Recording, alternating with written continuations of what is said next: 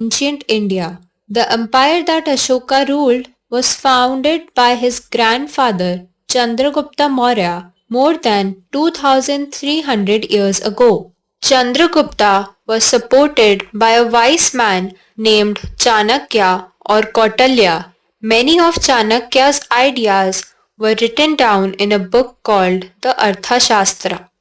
Facts: the Mauryas were a dynasty with three important rulers: Chandragupta, his son Bindusara, and Bindusara's son Ashoka. Chandragupta Maurya was the first ruler who extended his empire from Afghanistan in the west to Assam in the east and from Terai region of Nepal in the north up to the Karnataka in the south. He brought a large part of the Indian subcontinent under his rule. There were several cities in the empire. Some of the important cities were the capital Patliputra, Takshila and Ujjain. Takshila was a gateway to the northwest including Central Asia, while Ujjain lay on the route from north to South India. Merchants, craftspersons and officials probably lived in these cities. In other areas, there were villages of farmers and herders. In some areas, such as central India, there were forests where people gathered forest products and hunted animals for food. Ruling the empire. As the Mauryan Empire was so large, different parts were ruled differently. The area around the capital Patliputra was under the direct control of the emperor.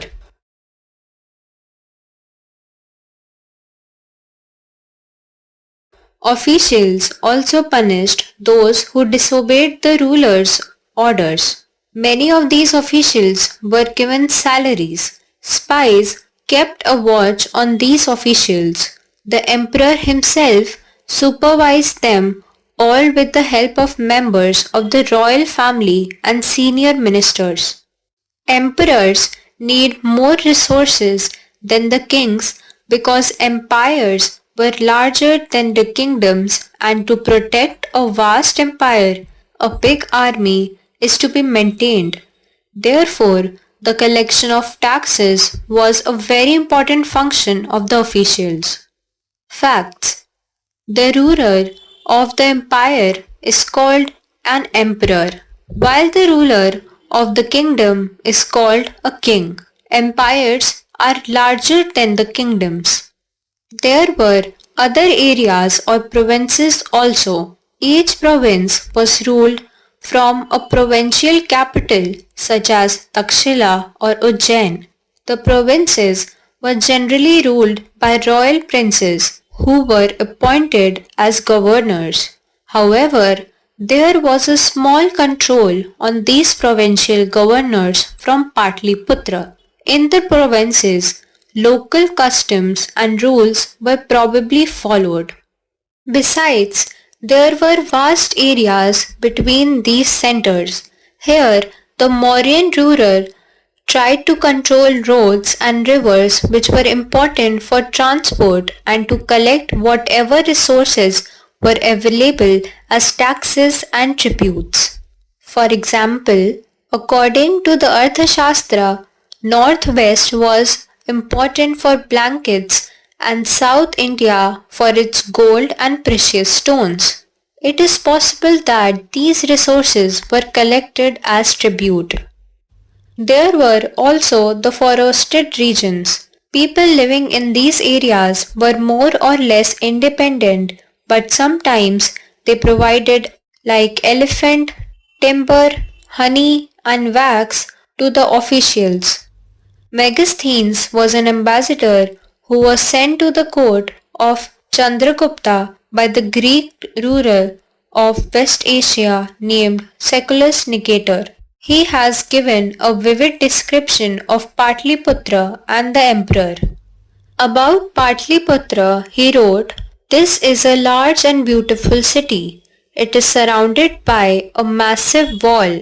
It has 570 towers and 64 gates. The houses of 2 and 3 stories are built of wood and mud bricks. The king's palace is also made of wood and decorated with stone carvings. It is surrounded with gardens and enclosures were made for keeping birds away. About the emperor, he wrote, "The occasions on which the emperor appears in the public are celebrated with grand royal processions. He is carried in the golden palanquin. His guards ride elephants decorated with gold and silver.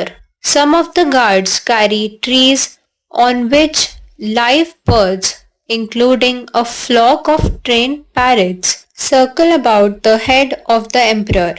The king is normally surrounded by armed women. He is afraid that someone may try to kill him. He has special servants to taste the food before he eats. He never sleeps in the same bedroom for 2 nights. Ashoka, a different ruler. In the beginning, Ashoka was a great warrior. He fought a war to conquer Kalinga, ancient name of coastal Odisha. He won the war, but he was so horrified when he saw the violence and bloodshed that he decided not to fight any more wars. He is the only king in the history of the world who gave up conquest after winning a war. Ashoka tried to take his message to the people through inscriptions. Most of the Ashoka's inscriptions were in Prakrit and were written in Brahmi scripts. Ashoka's inscriptions have been found in many places, shown on the map with red dots. These inscriptions were carved on pillars as well as on rock surfaces. The lion capital of Ashoka. You know that our national emblem is taken from the lion capital of Ashoka of Sarnath. You can see this national emblem on the notes and coins as well as on all government documents. The lion that we see in it were carved in stone and placed on top of massive stone pillars. In one of his inscriptions, Ashoka had described the Kalinga War. 8 years after becoming king, I conquered Kalinga. Whenever an independent land is conquered, lakhs of people die and many are taken prisoners. Brahmins and monks also die. People who are kind to their relatives and friends, to their slaves and servants die or lose their loved ones. That is why I am sad and have decided to observe Dhamma and to teach others about it as well. I believe that winning people over through Dhamma is much better than conquering them through force. I am inscribing this message for the future so that my son and grandson after me should not think about war. Instead, they should think about how to spread Dhamma. Facts. Dhamma is a Prakrit word for the Sanskrit term dharma. The Dhamma, as explained in Ashoka's edicts, is not a religion or a religious system but a moral law or a common code of conduct. Ashoka's Dhamma. There were a number of problems that troubled him. People in the empire followed different religions, and this sometimes led to conflicts. Animals were sacrificed. Slaves and servants were ill-treated. Besides, there were quarrels in families and amongst neighbors. Ashoka felt that it was his duty to solve these problems, so he appointed officials known as Dhamma Mahatmas who went from place to place teaching people about Dhamma. Besides, Ashoka got his message inscribed on rocks and pillars, instructing these officials to read his message to those who could not read it themselves. Ashoka's Dhamma did not involve worship of a god or performance of a sacrifice. He was also inspired by the teachings of Buddha. He felt that just as the father tries to teach his children, he had a duty to instruct his subjects. He built roads, dug wells, and built rest houses. Besides, he arranged for medical treatment for both human beings and animals. In fact, he looked after his subjects as a father. Ashoka gave the following message to his subject about his dharma. People perform a variety of rituals when they fall ill, when their children get married, when their children are born, or when they go on a journey. These rituals are not useful. If instead people observe other practices, this would be more fruitful. What are the other practices? These are being gentle with slaves and servants, respecting one's elders, treating all creatures with compassion, giving gifts to Brahmin and monks. It is both wrong to praise one's own religion and criticize others. Each one should respect the other's religion. If one praises one's own religion while criticizing another's, one is actually doing greater harm to one's own religion. Therefore, one should try to understand the main idea of another's religion and respect it. Ashoka also sent messengers to spread idea about Dharma in other lands such as Syria, Egypt, Greece and Sri Lanka. Facts: Ashoka's message is very well relevant today because our constitution has adopted the same policy of religion and declared India as a secular state. Words to know: spies, the people who kept watch on the official secretly.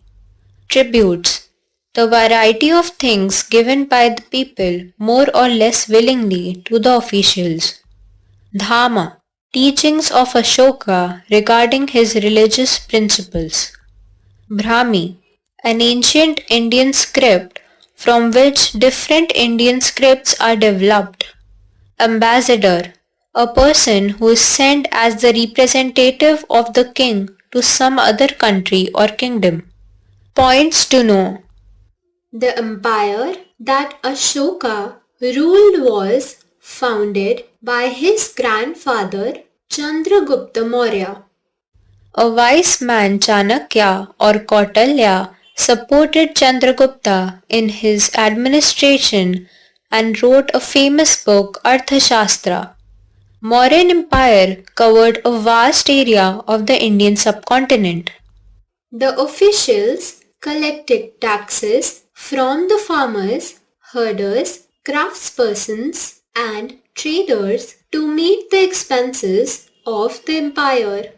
The area around Patliputra was under the direct control of the emperor, while the provinces were governed by the governors appointed by the emperor.